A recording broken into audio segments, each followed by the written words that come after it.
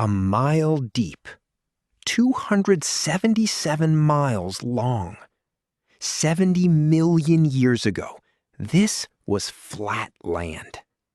So what happened? The answer comes down to 4 forces. Scientists call them D.U.D.E. Deposition, uplift, downcutting, erosion.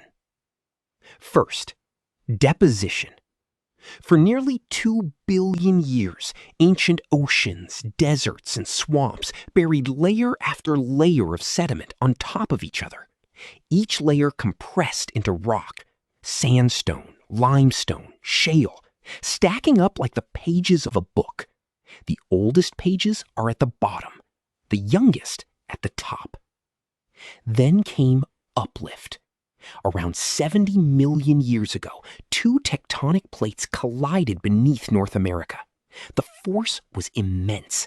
The entire region was pushed upward 2 miles into the sky, creating the flat, elevated Colorado Plateau. The rocks didn't crumple. They rose, almost perfectly flat, like a table being lifted off the floor. Next, downcutting. About 5 to 6 million years ago, the Colorado River began flowing across this high plateau. And here's the key. The higher the land, the faster the water falls. The river carried boulders and rocks that acted like chisels, grinding downward through the ancient layers. 1 mile deep. In geological terms, remarkably fast. Finally, erosion. While the river cut down, everything else worked to widen the canyon. Rain, frost, ice wedging into cracks in the rock, tributary streams carving side canyons. Every freeze and thaw cycle cracked the walls a little further.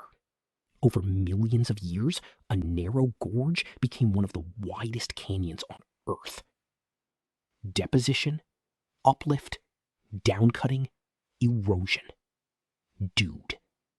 Together, these 4 forces carved the Grand Canyon. And the remarkable part?